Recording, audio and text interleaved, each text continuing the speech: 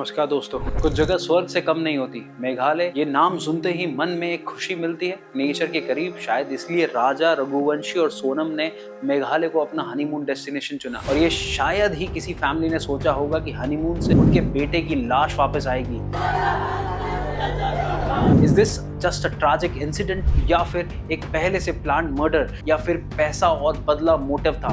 दोस्तों, ये कहानी है इंदौर के एक ऑर्डिनरी कपल की, जिनकी कहानी एक्स्ट्रा ऑर्डिनरी तरीके से खत्म हुई। अप्रैल 2025 में दोनों की शादी होती है। हनीमून के लिए शांति और नेचर की तलाश में मेघालय चुना जाता है। और किसने सोचा था कि मेघालय की शिलोंग जैसी खूबसूरत सिटी को क्राइम के लिए भी यूज किया जा सकता है।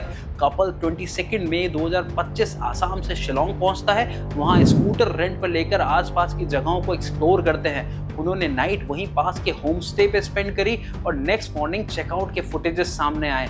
अगले दिन वो वहां मामलकियत विलेज से नॉनगिरत के लिए ट्रैक पर निकल जाते हैं। अराउंड 3000 स्टेप्स का छोटा सा ट्रैक था। इसी बीच करीब 1:30 बजे दिन में राजा की मम्मी का कॉल आता है, जो सोनम रिसीव करती है। Hello hello. हाँ, मैं राजा का फोन चालू नहीं हुआ अभी नहीं हुआ, बस हम चढ़ाई कर रहे हैं। हम ऊपर चढ़ गए, फिर फोन लगाते हैं। बस वो उनका आखिरी कॉल था। उसके बाद सोनम को कई कॉल किए गए। राजा का फोन पहले से ऑफ हो चुका था। अब सोनम भी कॉल का जवाब नहीं दे रही थी। उनके बड़े भाई विपिन उसी समय शिलोंग के लिए निकल जाते हैं। शिलोंग पहुंचकर उसी होटल में जाकर पता चलता है कि कपल तो सुबह 5:30 बजे ही चेकआउट कर चुका है।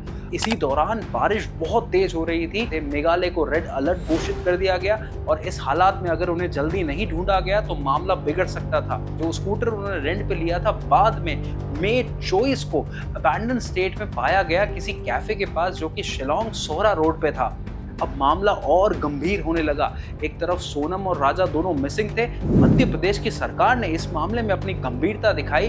तब मेघालय सरकार ने 6 जून को सर्च ऑपरेशन में ड्रोन्स डिप्लॉय करना शुरू किए।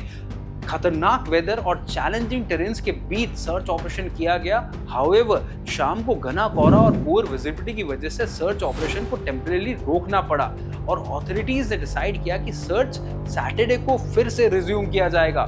राजा और सोनम के गुम होने के बाद लगभग 10 दिन में जहां उन्हें स्कूटी मिली थी, उससे 25 किलोमीटर दूर एक बॉडी मिल जाती है, जिसके हाथ पर राजा नाम का टैटू है। उसको देखते ही उनके बड़े भाई विपिन ने कंफर्म कर दिया कि ये मेरे भाई की बॉडी है। अब वो भयानक पल आता है। उसके परिवार का जो डर था वो सच में बदल जाता है।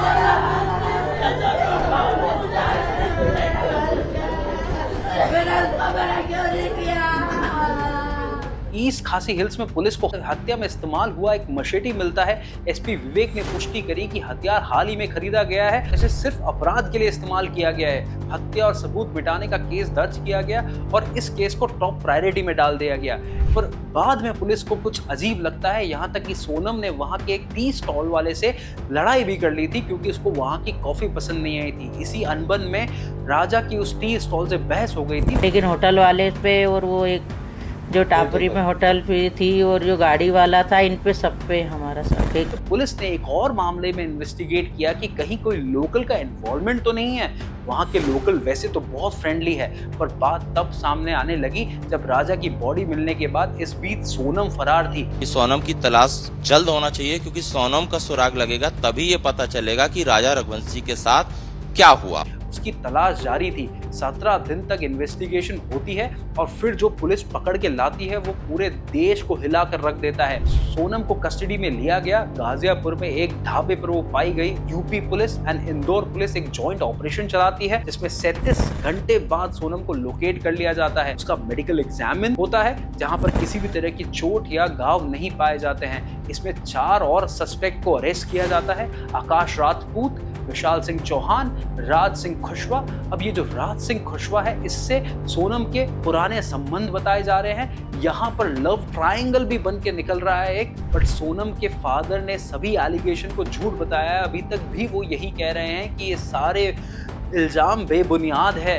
वो क्या खा रही है, क्या पी रही है, कहाँ सो रही है, कहाँ उठ रही है, बैठ रही है, क्या स्थिति उसके साथ में। वो जो हेमान, जो राक्षस जो पकड़ के उसको ले गए किडनैप करके, वो क्या कर रहे हैं उसके साथ में। तो ये सिर्फ एक मर्डर नहीं, ये एक प्लान बिट्रेयल था। शादी जैसे पवित्र रिश्ते का इस्तेमाल हुआ सिर्फ एक टारगेट को एलिमिनेट करने के लिए। अब इसके लिए मैं पहले भी एक वीडियो बना चुका हूं जिसमें मैंने इंडियन मेन पर हो रहे लीगल केसेस को हाईलाइट किया है। महिलाओं की सुरक्षा के लिए बने कानून जैसे दहेज विरोधी कानून, घरेलू हिंसा कई बार गलत तरीके से उपयोग किए जाते हैं। आप वो इस आई बटन पर जाकर देख सकते हैं। शादी के नाम पर क्राइम करना और हनीमून को एक मर्डर ट्रैप बनाना देश का इमोशनल और सोशल ट्रस्ट दोनों तोड़ता है। लव जिहाद का एंगल अभी तक कंफर्म नहीं हुआ है। कई लोग बोल रहे हैं कि सोनम किसी और रिलीजियस से थी, ये पुलिस क्लैरिफाई करेगी या कोर्ट, बट जनता के बीच में ये नैरेटिव ऑलरेडी चल रहा है। राजा रघुवंशी एक लविंग हस्बैंड, एक ऑर्डिनरी आदमी जिसका सपना एक पीसफुल मैरिड लाइफ जीने का था, उसकी कहानी अब एक वार्निंग है सबके लिए। शादी और रिलेशनशिप दिखावा नहीं, चेक कीजिए ट्रस्ट और जरूरत हो तो लीगल प्रोटेक्शन भी लीजिए। इसे शॉकिंग क्राइम केस को समझना जरूरी है ताकि ऐसे केसेस रिपीट ना हो। अगर आपको ये वीडियो इंसाइटफुल लगा हो तो लाइक शेयर करिए। राजा की मौत एक्सीडेंट नहीं थी, वो मर्डर फॉर लव, मनी और मैनिपुलेशन था। आपका क्या मानना है? सोनम का असली मोटिव क्या था? नीचे कमेंट में लिखिए और मुझे बताइए। इससे हटके मैं आपको कुछ टिप्स देना चाहता हूं जो आपको जरूर फॉलो करनी चाहिए जब भी आप बाहर देश या बाहर किसी सिटी में घूमने जा रहे हैं। लगातार अपने परिवार के कांटेक्ट में रहें। अगर आप कहीं पे भी जा रहे हैं तो हाथों हाथ अपने पिक्चर्स और वो अपलोड ना करें, ताकि उससे आपके लाइव लोकेशंस के बारे में पता पड़ता है। आप एक बार आ जाएं, उसके बाद अपने अपलोड करें पिक्चर्स वगैरह। एंड रेगुलर अपनी फैमिली के टच में रहना बहुत जरूरी है। आप किसी भी एक फैमिली मेंबर को इन्फॉर्म कर सकते हैं। Thank you. जय हिंद, जय भारत।